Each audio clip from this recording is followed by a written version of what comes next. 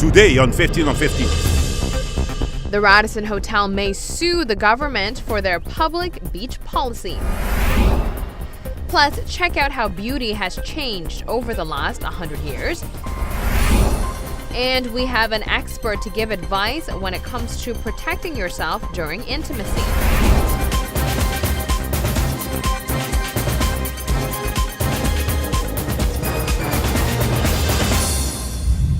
Thanks for joining us. I'm Yentl Lieuw. The Radisson Hotel claims they are losing business due to Palm Beach being too crowded. Since the government has a policy where pretty much anything can occur on a public beach, the Radisson is considering taking the public sector to court. The beachfront of the Radisson may look calm and peaceful now, but during busy cruise ship days, this area is overcrowded, according to Radisson representatives. The nuisance that's being caused is primarily by the cruise tourism. They come to Aruba for an afternoon or for the day. They are dropped off by taxi drivers, by tour companies on the beach by the Radisson. They make use of the Radisson facilities such as their bathrooms, their swimming pool, the showers without paying for it. And they're causing a great hindrance, a great nuisance for the guests at the Radisson. So the issue is created from cruise ship tourists. The problem is they are pushing hotel guests away, and Mr. Crouch claims the hotel guests are more valuable. Make a comparison, a cruise tourist might be dropped at the beach by the Radisson, might spend on the deck chairs and the umbrella maybe a total no more $100. That's it. While you have guests staying at the Radisson, they pay an average of $400 per night. They buy all their food, all their drinks on the island, and what they spend on the island is much more than that $100 for the mere afternoon. And it has become such a nuisance for these guests at the Radisson, who are repeat guests, who have been coming here for 15 years plus, that they've said, if this situation is not resolved, we will no longer come back to Aruba. And in this instance, the government needs to make an evaluation. What is more important? Your hardcore tourists that come back every year, or the cruise tourists that come here the afternoon on the off chance that they might come back to Aruba? Where are your priorities? What do you have more benefit from?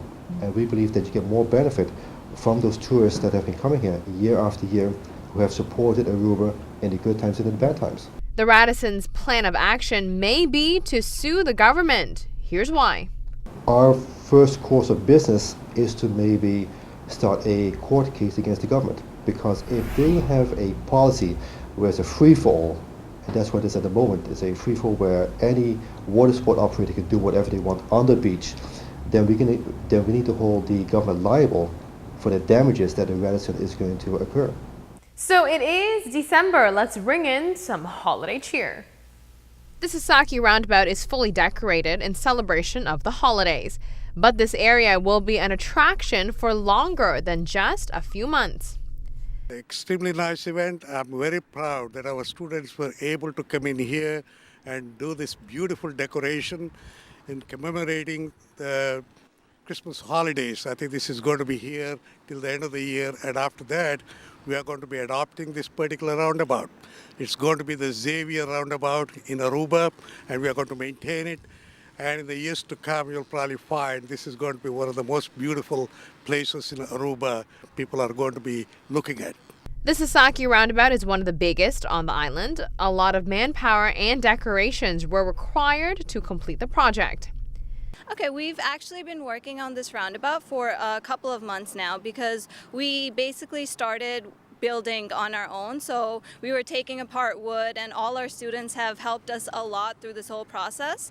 And then starting last week, we actually came here, we started building trees. So all the trees that you see here, they're built by our students. All the presents that you see here are built by our students, and everyone did an amazing job and helped out a lot.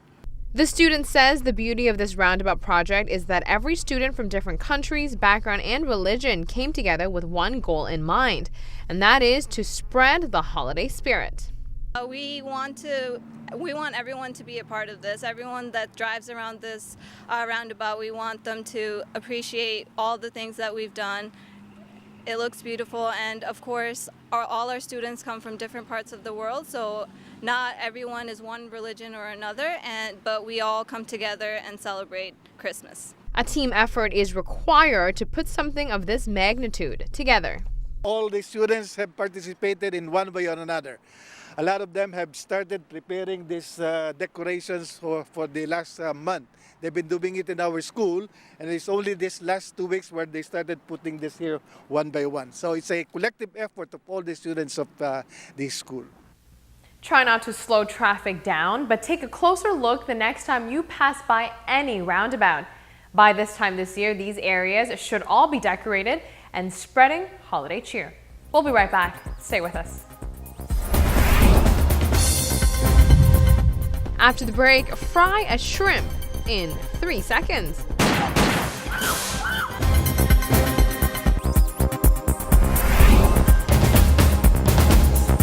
Welcome back from the break, and thanks for staying tuned to 15 on 15. Starting off our lifestyle segment today is the topic of beauty. Have you noticed, as soon as a generation perfects one beauty look, it is quickly being replaced by a new trend. Hair and makeup styles change rather quickly.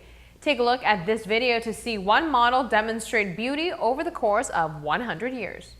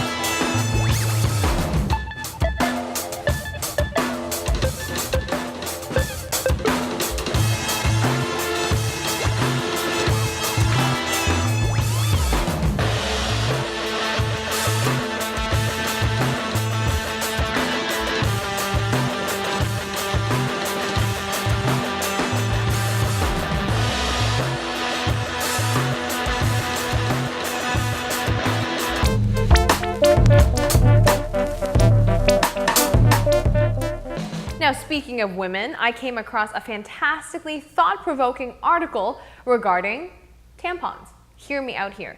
In Women's Health magazine, writer Esther Crane questions, why are we ladies still hiding our period products? I'm sure you've done the walk of shame before. I'm talking about that nervous stroll to the restroom at work with a tampon hidden in your sleeve because it's time to change it, yet you don't want your coworkers to see you carrying a new one out in the open. But isn't it strange that in an era when women can talk about pretty much any body-related topic, we still don't want to be seen with a tampon in our hand? So, to end this weirdness, the ladies behind Yentl Lieuw have come up with a social media-focused campaign called Free Your Sleeves. As Yentl Lieuw's website explains, the next time you shove your tampon up your sleeve on the way to the ladies' room, think about why it is such a secret. If you want to join the movement yourself, you can by posting a picture of yourself with the tampon out in the open and then insert hashtag tampon liberation. Switching gears over to a completely different topic, who loves fried shrimp, but the cooking preparations can be quite hassle. So what if I told you you can fry shrimps in 3 seconds? This video here hails from Japan. Take a look at how shrimp can be cooked in seconds. These two Japanese ladies are ready to show you how to fry shrimps in seconds. これをつけてください。卵はあらかじめ溶いて入れます。小麦粉は入れすぎに注意してください。エビは丁寧にレーンに入れます。あとはボタンを押してください。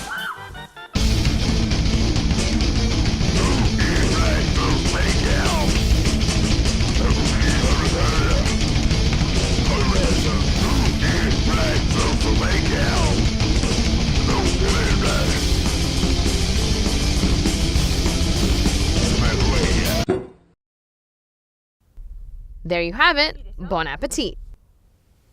The video you just saw has managed to rack up over 5.8 million YouTube views. Let's take a quick break. This is what's coming up next. When we return, we'll convince you to use condoms and to get tested.